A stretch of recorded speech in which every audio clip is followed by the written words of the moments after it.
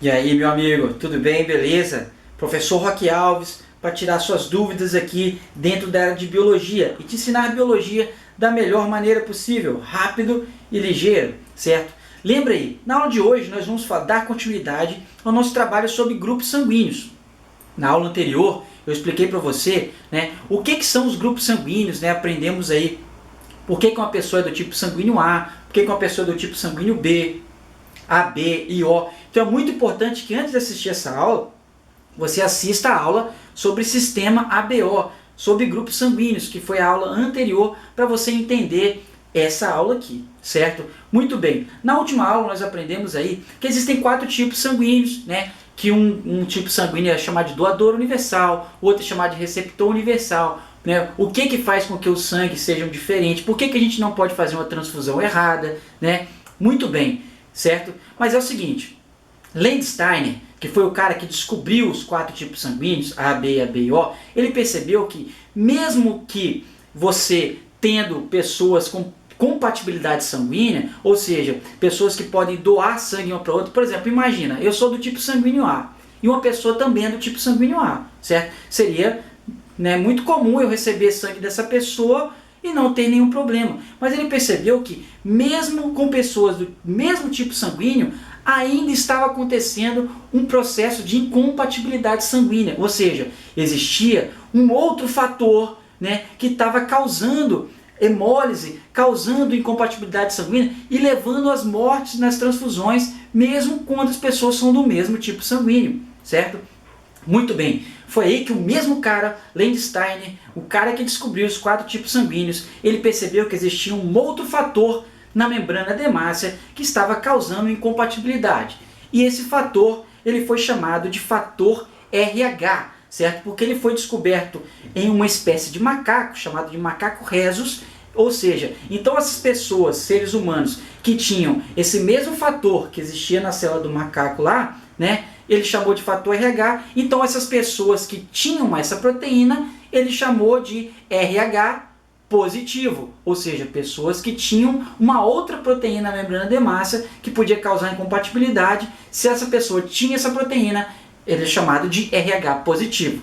E a pessoa que não tinha essa proteína é chamada de RH negativo, certo? Então daí que vem o sangue A positivo, B positivo, O B ou A é do sistema ABO e o positivo e negativo trata-se do sistema RH, que eu estou explicando para você aqui, que é uma outra proteína na membrana da hemácia que essas pessoas possuem, certo? E essa proteína ela é determinada por um gene dominante Rzão. Então se uma pessoa é positiva, seja ela de qualquer tipo sanguíneo, A positivo, B positivo, AB positivo ou O positivo, ela vai possuir um gene dominante chamado de Rzão que vai determinar a produção desse fator RH. E a pessoa ela pode ser Rzão, ou seja, homozigota dominante, ou heterozigota, Rzinho, ela vai também produzir essa proteína, porque o gene Rzão domina sobre o gene Rzinho.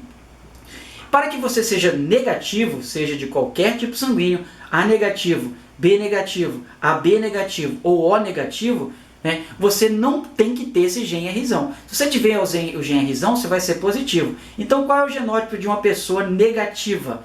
Seria Rzinho, certo? Independente do tipo sanguíneo, como eu disse, certo? Então é muito importante que você entenda por que saber isso, Porque é o seguinte, se você é uma pessoa RH positiva, certo? Você pode receber sangue de uma pessoa positiva também, sem problema, certo? E você pode receber sangue de uma pessoa negativa, sem problema, porque essa pessoa negativa ela não vai ter a proteína na membrana da hemácia lá, não vai causar reação. O grande problema está onde, professor?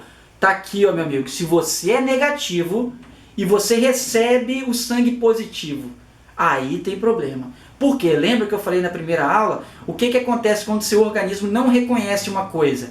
Ele ataca. Então, se eu sou negativo, eu não tenho essa proteína na membrana da hemácia, e eu recebo um sangue que tem essa proteína, esse fator RH, os meus anticorpos vão ser produzidos lá no plasma e vão atacar esse tipo sanguíneo como se ele fosse uma bactéria, um vírus, uma coisa que vai me prejudicar, certo?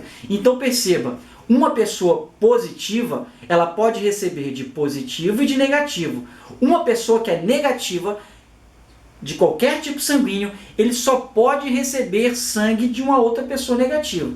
Porque se uma pessoa RH negativa receber sangue de uma pessoa positiva, olha o que vai acontecer. Uma produção de anticorpos, chamada de anticorpos anti-RH, que vai fazer com que essa proteína positiva que foi recebida, ela vai ser atacada. Isso vai poder levar a pessoa à morte por uma transfusão errada, certo? Então, por exemplo, se eu sou A positivo, certo? Eu posso receber sangue de A positivo e posso receber sangue de A negativo. Agora, se eu for A negativo, eu não posso receber um sangue positivo, certo? Nem o O, que é o doador universal, se ele tiver, né, o gene para o fator RH, certo? Eu não vou reconhecer e vou atacar. Então, lembra aí, uma pessoa positiva, ela recebe de positivo e negativo. Uma pessoa negativa só pode receber sangue de uma outra pessoa negativa. Porque se ela receber sangue de uma pessoa positiva, pode gerar incompatibilidade sanguínea e levar à morte por uma transfusão errada. Certo? Muito bem. Então, é muito importante que você saiba disso, né, para você entender. Então, qual seria, por exemplo, o doador universal? Certo? O doador universal seria o sangue O negativo. Porque o negativo ele pode doar para positivo, certo? E qual é o tipo sanguíneo que é o receptor universal? É o AB positivo, porque o positivo pode receber de negativo e de positivo também. Vocês entenderam? Então, daí que vem o nome positivo e negativo para os tipos sanguíneos, certo? Uma outra coisa muito importante que você tem que entender sobre o fator RH é sobre uma doença que acontece no recém-nascido devido a uma incompatibilidade sanguínea entre o sangue do recém-nascido com o sangue da mãe. O nome dessa doença é eritroblastose fetal ou doença hemolítica do recém-nascido, ou seja, a doença no sangue do recém-nascido. Certo? Então esse nome, eritroblasto, que vem daí da eritroblastose, ela é um nome que é determinado por uma hemácia mal formada.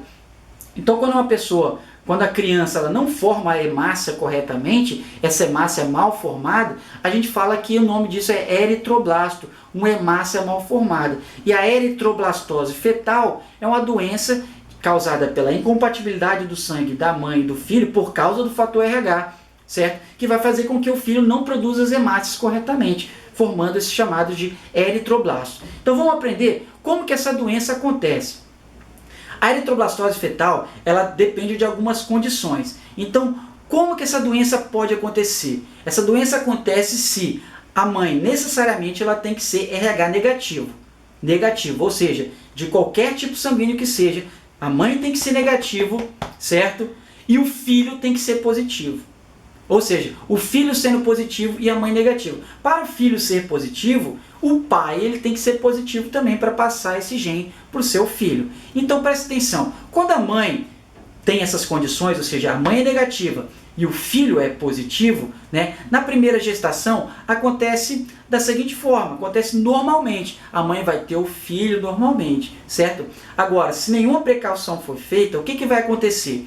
No momento do parto, né, aquele sangue positivo do filho, RH positivo do filho, entrar em contato com o sangue da mãe, RH negativo, certo? Vai fazer com que a mãe produza anticorpos anti-RH, fazendo com que a mãe ela seja sensibilizada e ela vai produzir uma defesa contra esses anticorpos que ela não reconhece.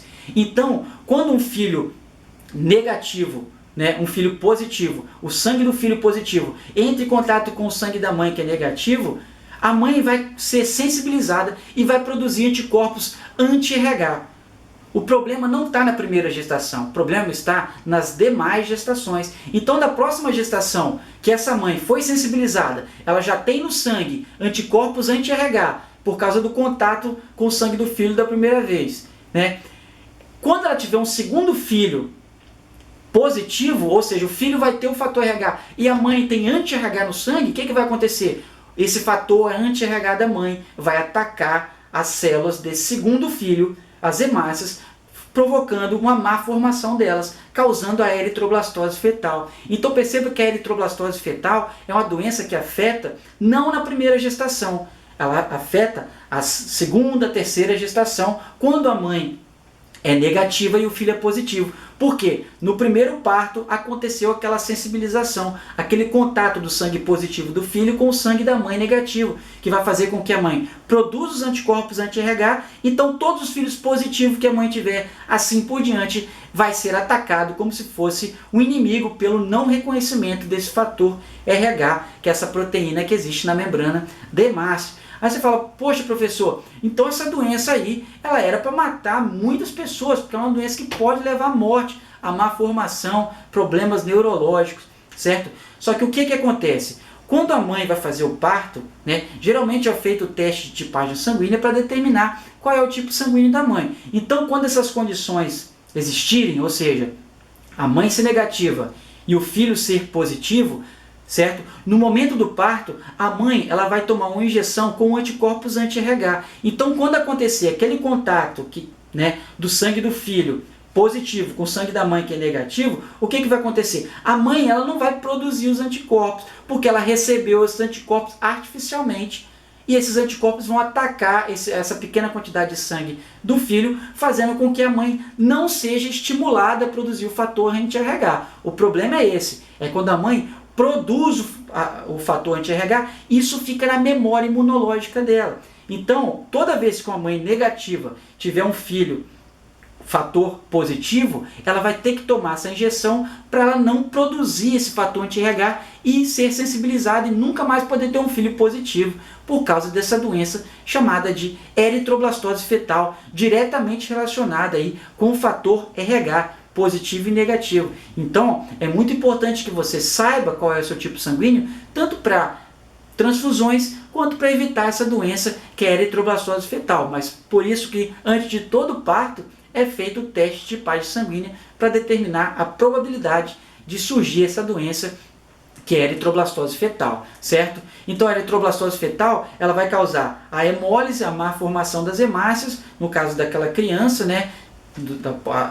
da segunda gestação em diante, levando a icterícia, surdez, paralisia cerebral, e podendo levar à morte, beleza? Então é muito importante saber. Eu espero que você tenha entendido sobre o fator RH, que é muito importante aí para dentro das aulas de genética, beleza? Professor Roque Alves, professor de biologia, tipos sanguíneos, fator RH, tá bom? Se você gostou, dá um like aí. Valeu, até mais.